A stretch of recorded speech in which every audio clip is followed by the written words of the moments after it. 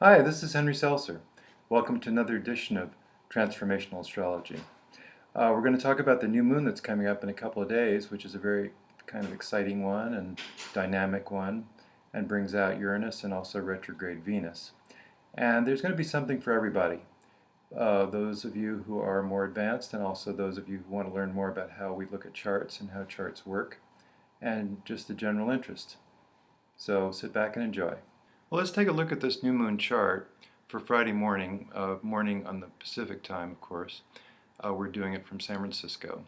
And this is actually a natural chart with Aries right on the ascendant, all the signs positioned with the houses going around, 12 signs, 12 houses.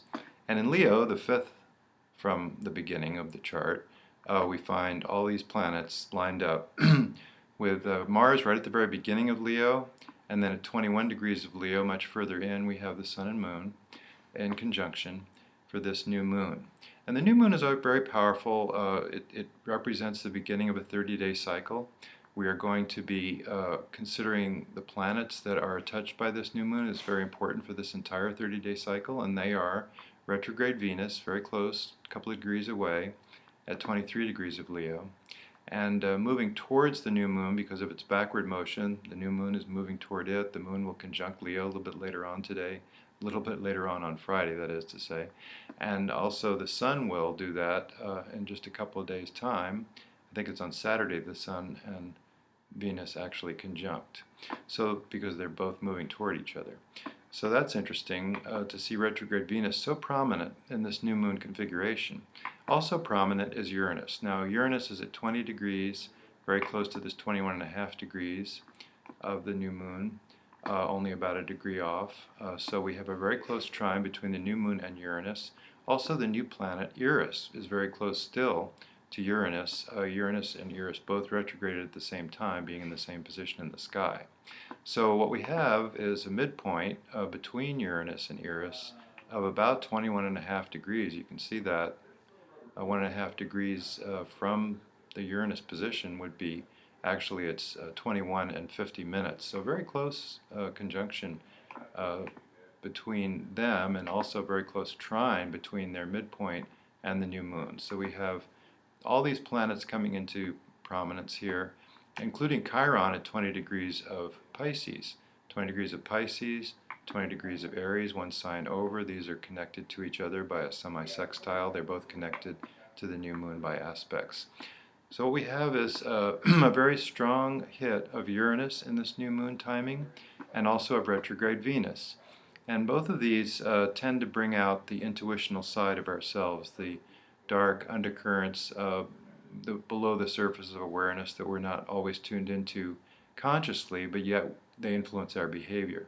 So this is a time of very much looking under the covers of our motivation for relationship in general, for how that particular relationship energy works out in each one of our own charts. You would want to look at where Venus is in your chart and think about that area of your life, because that's where Venus is being hit by this new moon energy. So this is very interesting, and of course the new planet Eris that I've been writing about and talking about, which is a feminine warrior energy. I have done a lot of research and found, to my surprise, is very powerful in charts, very important, as you might expect, because it is a new planet.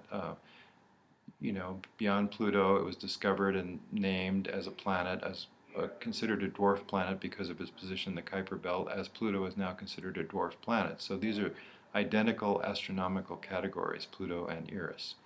And Eris, stimulated by Uranus, also by this new moon, it brings up that warrior energy, a feminine warrior energy, meaning that it goes to the soul, it goes to our deepest needs, and we can begin to detect, looking under the covers of what we're about, we can begin to detect and think about where we are really motivated, what drives us.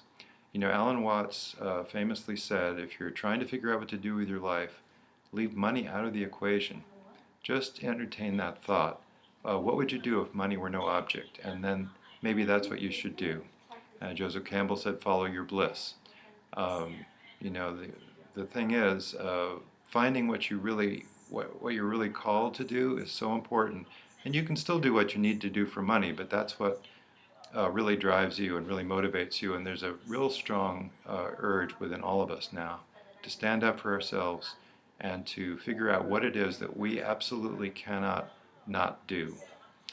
We see that in the candidacy of Bernie Sanders right now. It's kind of a wonderful example. What win or lose, no matter how well he does in the polls, he's standing up for what he believes. He's making a big sacrifice of time and energy to get that message out to people that he thinks corporations have too much power in this country. Wealth inequality has gotten beyond what makes sense. And whether you believe that or not, whether you agree with him or not, it's a wonderful example of standing up for yourself and really showing up. With Uranus so highlighted as well, we might expect unexpected events this next 30 days, including Friday especially. We might expect to find enlightenment wherever we might run into synchronicities. Pay attention to synchronicities now, they're so important. And with retrograde Venus involved, we're definitely going to be looking at the introspective angle of what it is that we're all about. So that's the little encapsulated message of this new moon, and you can see how that lines up and how we astrologers use this information to detect where the highlights are, what is actually happening in these energies, including the energy of Chiron, which takes us to the inside. It's located in Pisces. That's an inner aspect, and it's also triggered by this new moon, and that is our wounded places that we need to concentrate on and work on in order to feel free, in order to feel like we're not trapped in some old tape that keeps running, knee-jerk reactions, just getting in touch with what those really are inside of us. Pluto is also triggered by this new moon, by the way. We can see that by, if you right-click on it in the Time Passages software, you see the counter parallel. The declination of Mars is 20, and the declination 20.3, and the declination of Pluto is minus 20.9, so they're about half a degree different in the chart as far as their declinational aspect, which is a contraparallel. So, and Mars, of course, is related to Pluto, so finding those two related means that Pluto is still very much with us in this timing of this next 30 days, and our transformations are still calling to us to see what we can do about them. As far as resources on Uranus, I can recommend Jeff Green has a terrific book called Freedom from the Known, which is a terrific description of Uranus, in addition to the Pluto books that he's most famous for.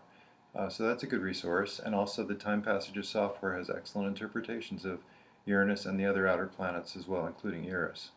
And then the book I wrote, which is The 10th Planet, describes in great detail the research I've done on Eris as a feminine warrior for soul purpose. And of course I recommend that as well. Have a great week. Bye now.